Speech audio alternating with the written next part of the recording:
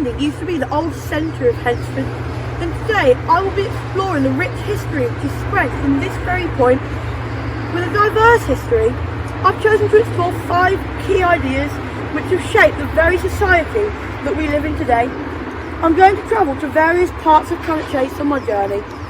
For example, did you know that Cannock Chase comes from the Celtic word Cannock, meaning high place, which brings me on to my first point, Castle Ring. Occupied from 500 BC to 100 AD, this ancient Iron Age hill fort stands at 240 metres above sea level, making it the highest point on Cannock Chase.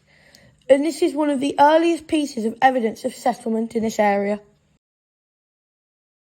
This is one of the oldest parts of the chase, and as a matter of fact, in the medieval era, this was a royal hunting ground for the king. However, when Henry VIII came to power, he gave the land to Sir William Paget, who was the first person to exploit the land for its coal resources, which went on until the late 20th century, up until 1993.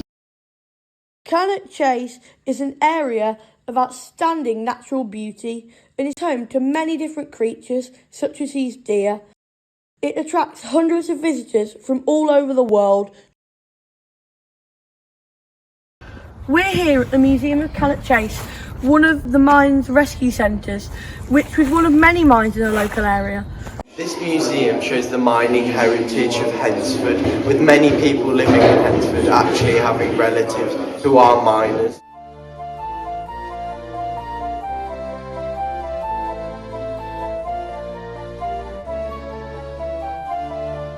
This is a typical house that you would find in the 1920s. Life back then was much more simple. People would eat together around a table, wash, cook, and sometimes even sleep in the same room. So these rooms were a lot more crowded than one that you find today. We're here at Frida's grave. Now, in the war, World War I, on Cannock Chase, there was a large military camp for the New Zealand Rifle Brigade. There was also a POW hospital that had 1,000 beds. The New Zealand Rifle Brigade had a mascot, which was a dog called Frida. Now, Frida was very important to these soldiers, and unfortunately, when she died, they buried her on the chase to commemorate her. Now, people still give, every Remembrance Day, give flowers to this dog, and they specifically give purple flowers, which represent animals who died in the war.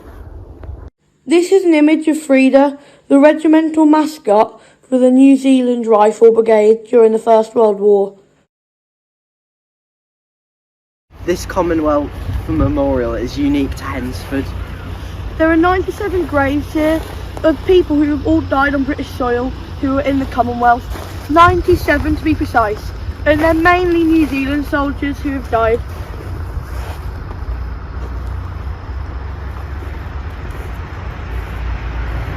On this beautiful plot of land in Cannock Chase is the German War Cemetery.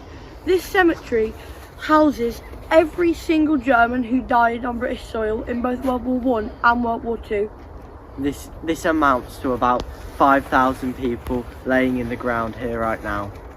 And even more shocking is that most of these people died after the war.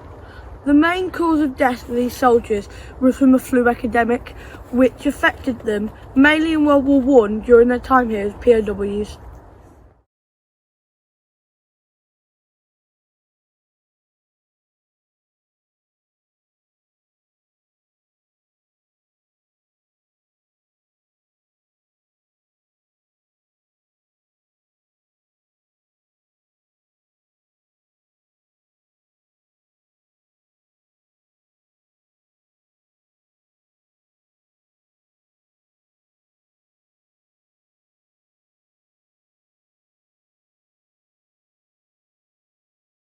Henry Thomas Gaskin is an infamous character in Hednesford history.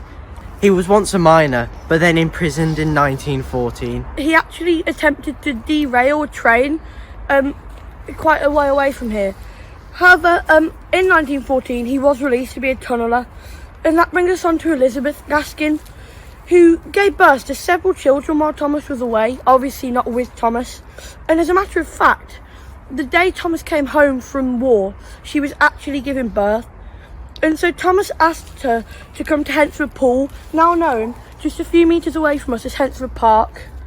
And then they had a massive argument over her affairs. They came over here into the woods where he strangled her to death. He then proceeded to mutilate her body. He took her head, put her body in a wheelchair, and then had a conversation with his friend. He went to most pubs around here, had a drink, and then he turned himself in. He was eventually hung on the 8th of August 1919. Now infamously known as Gaskin's Wood, and everyone you ask in Hednesford is either related to Elizabeth or Thomas. On Monday, 29th of June 1942, Home Guard training with the live ammunition.